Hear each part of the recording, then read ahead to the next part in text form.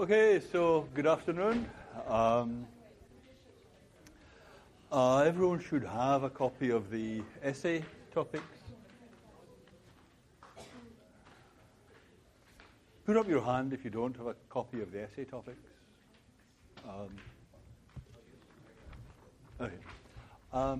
And they should also be in your email box.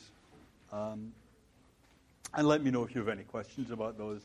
The first essay is due Monday, October the 6th. As you'll see, it says at the top of the sheet, the first paragraph of your essay must state the main thesis for which you wish to argue in the essay. The last paragraph must restate your main thesis, summarize the way you have argued for it, and indicate any outstanding problems. So we really mean that when your GSI reads the essay, the question they will be saying at the end, asking at the end of the first paragraph is, so what's the main thesis? What's your main point? So it should be there. It should be unmistakable and identifiable. Think of writing the essay like writing a newspaper article. When you're reading a newspaper article, do you get the main point at the start or at the end? At the start, right? That is the headline, right? The main point is all there in the headline, and the rest of the article just fills in the details. And somehow when you're writing a philosophy essay, it's always very tempting to think, well, actually, I'll leave my main point until the end, and then it'll be such a gratifying surprise for the reader when they understand how I've been thinking all along. It's somehow very... I do this the whole time. It's very natural to write like that. It's hell to read. It's like reading a mystery story or something like that, or like when you're cornered in a bar by someone who's telling you a really long story and you're just not sure if this is going to have any point or not. So although it's natural to write like that, it is not good to read that stuff. So try to get your main point out first. It's harder to write like that because you've got to nail your colours to the mast. You probably will need to do more than one draft, maybe a number of drafts before you get it right. So another related point, I suggest not leaving writing the thing until a couple of days before the deadline. Try to write a draft soon because if you're most people, some people do write beautifully straight off the bat, but your first draft will probably be terrible. No matter how good you are, your first draft will look terrible. So get used to it. You know that you just have to write this terrible thing and then write the next draft instead of waiting until a day or so before the deadline to write the terrible thing. Do you see what I mean? That makes sense. Are there any questions about the questions? Do you see what I mean? Yes?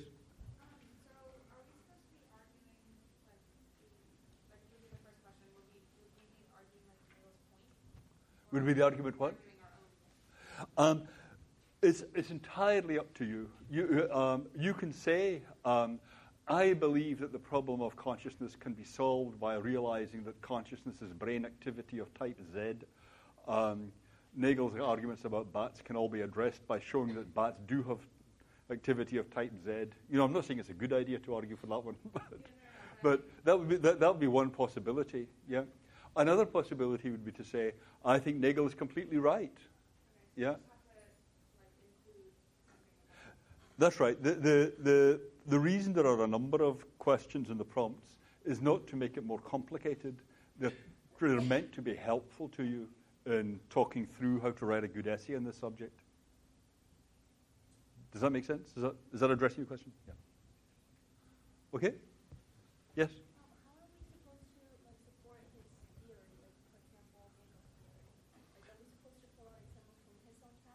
Yes. What does it say? Set out what his argument is. Yeah, explain how he's arguing for that claim. And if you can support those arguments or find objections to those arguments, that's fine. And one way to write the essay would be to set out Nagel's argument. And then usually when you try and explain what someone's argument is, there usually is some bit where you think, that actually doesn't work. that needs filling in. And then set that out as an objection to the argument. Say you might think the argument doesn't work here, but if you can think of a way of fixing it up, you can reply to that objection. You see what I mean? So it is good to write an essay with that. Here's the thesis. Here's an argument for the thesis. Here's an objection to my argument. Here's a reply to that objection. Yeah, if you can get that structure in, then that is great. That make sense? Yeah. Okay, we can certainly discuss the essays further in future classes as you think about it. Okay, so the general problems we've been looking at are, there are two questions. There's what the mind is, and there's how you know about the mind. And a lot of the puzzles about what the mind is are, given that we know about the mind in such strange ways, what kind of thing can it be?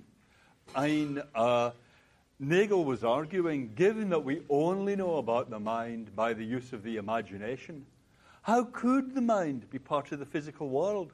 If the mind was part of the physical world, you wouldn't need imagination to know about it. Or Descartes was arguing, you know about your own mind with great certainty. You know about your own mind more certainly than you know about anything else. So how could the mind be part of the physical world? There are simple basic points, is how we know about this, thing that are very, very puzzling if the mind is physical. They're very puzzling altogether. It doesn't really matter what the mind is made of. What could it be, given the way we know about it? And really today, I just want to go over some basic common sense as to how we know about the mind. How do you know about your own mind? How do you know about other people's minds? Let's start out with how you know about your own mind. And know thyself. I mean, my understanding is that inscription, where is it at Delphi, saying, meaning know thyself, is, there isn't really much backstory to it. Nobody quite knows why it's there. There isn't a long narrative about why that is there. But it is such a powerful thing, know thyself, that people have been struck by it for centuries. But what do you think? Is knowing yourself easy or is it hard? Hard? Yeah. And is it important to do it or is it not? It's a good thing, yeah. I have a colleague, Kasim Kassam, who's just bringing out a book arguing that self-knowledge is not a good thing and you're probably better off without self-knowledge. But I think Kasim there is, deliberately swimming in the face of millennia. A year ago I was reading King Lear, and King Lear, one of the commentators said, the king, he loses his nation, he loses his fortune, he loses his family, he goes insane, but at the end, it's really all worth it because he really knows who he is now. He really knows himself a lot better. And you think, well, I don't know quite what self-knowledge is, but it must be pretty good if it's worth going through all that for. That's not Descartes' picture. If you remember Descartes' picture is, there's your mind, and you look inside your own mind, and knowing what's going on in your own mind is very immediate, very easy. You just know about this right away. The physical world, that's really difficult to know about. But your own thoughts, your own feelings, you know about them with this immediate certainty that nothing else has. So they can't both be right. You guys, when you say self-knowledge is hard, can't be right and they can't be right. It can't be that self-knowledge is easy and the most certain thing there is, and that it's very difficult. But when you think about this commonsensically, when you think about real cases, I think it is difficult. Suppose you take an example. Here's an example from Charles Taylor. He says, consider someone who's been ashamed of their background. At a time that wasn't at all clear to him, he feels unease, a lack of confidence, a vague sense of unworthiness. Then he's brought to reflect on this. He comes to feel that being ashamed of what you are, apologizing for your existence, is senseless. that on the contrary, there's something demeaning precisely about feeling such shame, something degrading, merely supine, craven. So that's a familiar idea, right? You may know someone like that. You think, well, they have this trouble, this struggle to get used to the idea of what their own background is. And that can be a really difficult thing for someone to do. That you're ashamed of your mother and father. That can happen. And you think, you can just feel uneasy about that and not really look that in the face. And then when you do look it in the face, things change. But this kind of stuff is hard. It is not... It is not as if, as Descartes says, you just look in your own mind and then you know with immediate certainty that this kind of stuff is true. This kind of stuff is difficult. And the thing is, when you get that kind of self-knowledge, is that easier to do in your own case or someone else's case? You can know this kind of thing about someone else. You can say, look, that's the thing about Susie, or that's the thing about Billy. They have this thing about their background. You could never say it to them directly. Is it easier to do that in your own case or in someone else's case?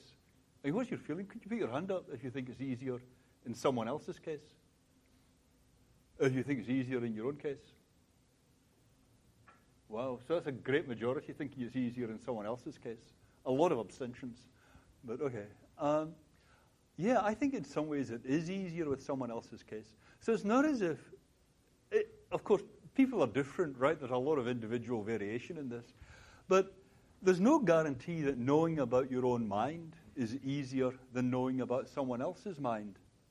And take jealousy. You can say, I'm not jealous. Jealous? Jealous? Me? Me? Jealous? I would never be jealous. You won't catch me in the throes of jealousy. And there you are, sitting in a parked car at 3 a.m., monitoring the apartment. I just happen to be passing. But I'm not jealous. We've all been there, right? It can be obvious to you that someone else is jealous, but hard to know about your own jealousy. Hard to recognize it. Benjamin Franklin, there are 3 things extremely hard: steal a diamond and to know one's self.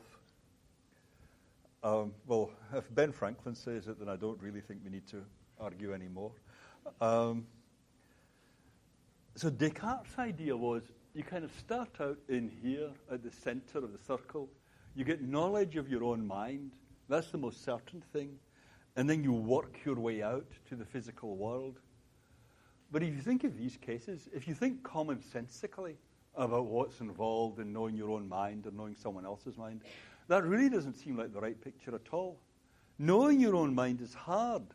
Knowing someone else's mind is sometimes easier. Knowing about the physical world, knowing about the tables and chairs and the colors of the objects around you, that's very easy in comparison. And if you think about how you do know about yourself, a lot of your knowledge of yourself actually comes from your knowledge of the physical world.